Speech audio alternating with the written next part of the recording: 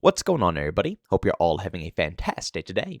Now, just very quickly, before we go ahead and get into today's commentary, I do want to go ahead and mention that I will be checking out the brand new season in Battlefield 2042 today.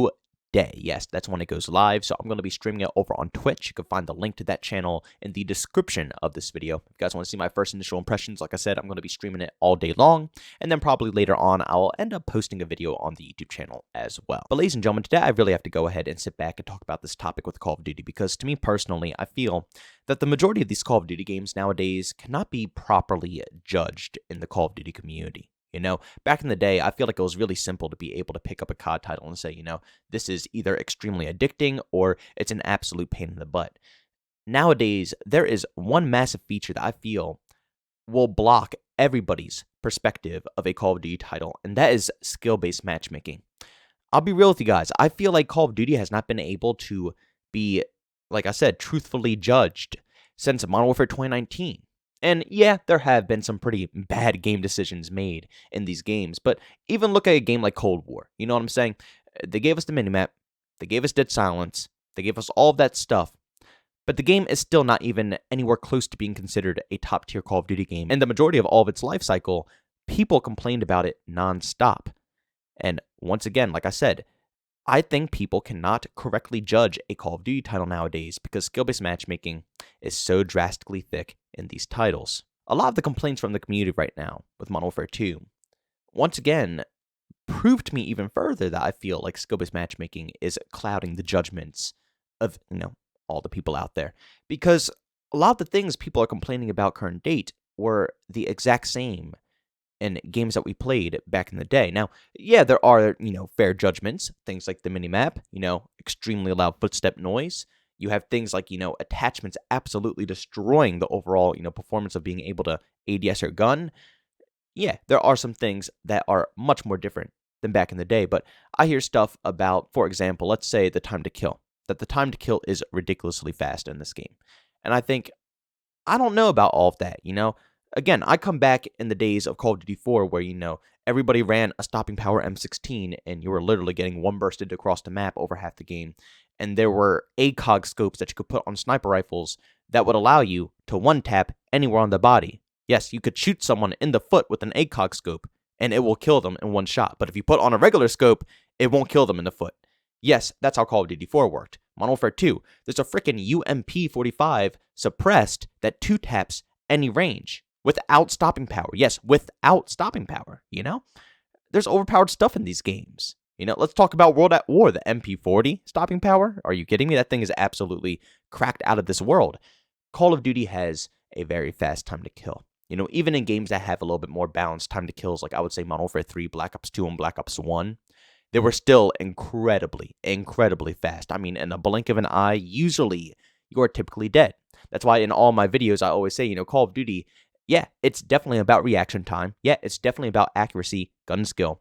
But a lot of the time, it's also about, map knowledge, situational awareness, getting the jump on your enemy, because that 1 second difference will literally make or break a gunfight. Same thing, for example, with the servers. People are saying the servers are getting worse and worse and worse and worse every single year, but in all honesty, they have slightly improved from what we had in the past. They were god-awful back in the day. I mean, the majority of the time that the host left the game, you were out of luck. I mean, I pretty much gave up at that point. If the host leaves the game, yeah, there is a slight chance that it will migrate to a new host and it will work and you can stay in the game. But 9 times out of 10, the lobby is just going to disband. So if you're on a nasty streak, you might as well just chalk up an L.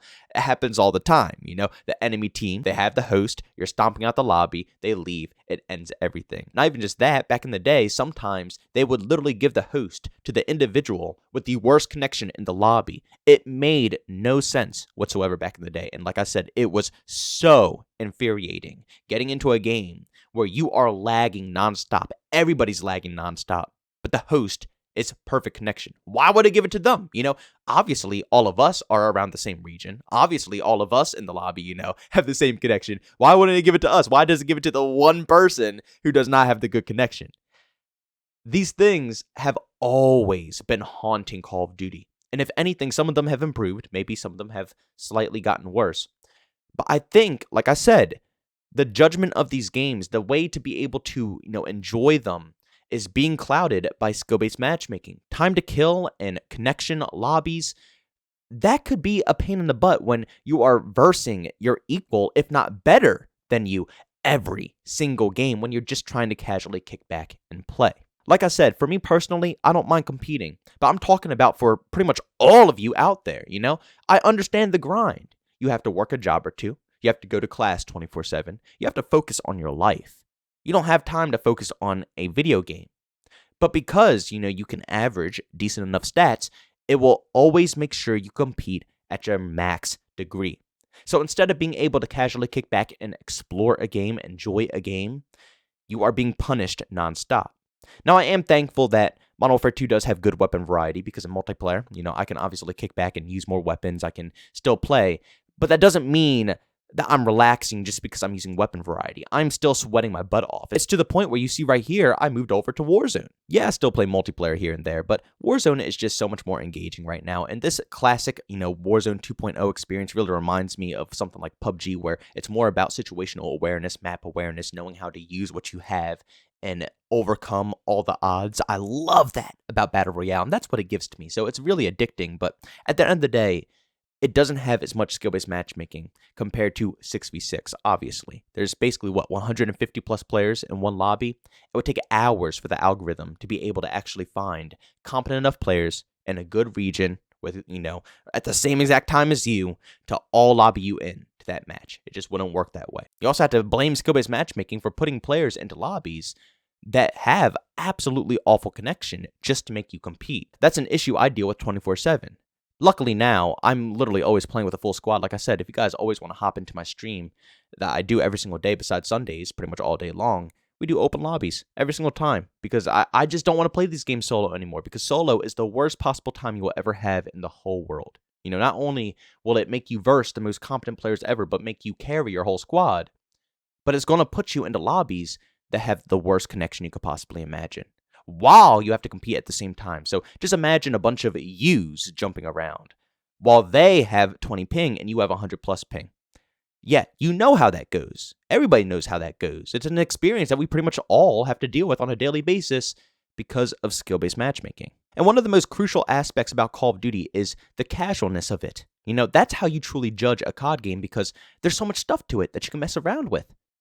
That's what made all the classics fun. The weapon variety, the goofiness, the stupidness, the memes that could be made out, the jokes that could be made out of it. Again, like I said, Call of Duty's always been cheesy. I don't know why everybody's getting salty about it being cheesy now. I mean, NoobTube one-man army, stopping power M16s, two-tap UMP45. Like I said, the list goes on. Claymores up the butts, my God, the cheese that Call of Duty has always produced is endless. But as much as we hate it, that's what makes it fun. I don't even use the cheese. I usually just use, any AR, any SMG. That's just what I like to do. Run and gun, go for frags. But like I said, I can still respect it because that's what COD has always been. That's what makes it fun. That's what allows everybody, all play types, to be able to enjoy the experience. But how can you go ahead and judge the full Call of Duty experience? How can you go ahead and check out all the weapons, all the attachments, all the variety? How can you go ahead and explore the maps and see what they have to offer, goof around, goof off? How can you ever explore anything in the game when you're too busy sweating your butt off? Like I said, I really do not think the Call of Duty community has been able to truthfully judge a COD title in ages now. Because every game that comes out is going to have the thickest skill-based matchmaking. And it doesn't matter how good the game is, how bad the game is, it's going to be judged right off the bat because of that. Now, me personally, I enjoy Modern Warfare 2. But again, competing isn't too big of a problem for me. But if you're working 8, 10 plus hours every single day, or going to class all day long, or doing both, you are going to be exhausted. You won't have the energy to even considerably want to compete in any of these lobbies. So from what I'm seeing out of Modern Warfare 2, you guys would never see. Because the second you get into the experience, you're already tapped out because you don't want to deal with that crap. Like I said, DMZ, Warzone, people are shifting to that now because when they get on the game late at night, when they get on, they don't want to kick back. If they want a couple of drinks and hang out with the homies, whatever your goal is out of playing a game, that's what you're going to get it out of. You're not going to get it out of 6v6 anymore. all you're going to get out of 6v6, like I said, if you're trying to casually play, is frustration. If you're trying to compete, you could probably get around it. But if you're trying to casually play, you're going to get nothing but frustration. And it holds back from actually being able to truthfully judge a Call of Duty experience. But ladies and gentlemen, thank you so much for checking out this video. If you enjoyed it, make sure to leave a like. Bums, I hate it. Leave a dislike. Also, if you're brand new, enjoy the content, don't forget to subscribe and hit that notification button. Also, if you want to chat with me, this is what we do so. I have Twitter and Discord, both link down in the description. And also, want to catch me live streams of video games over on Twitch. Link is in the description as well. But guys, thanks so much for tuning in. See you on the next one. Peace out.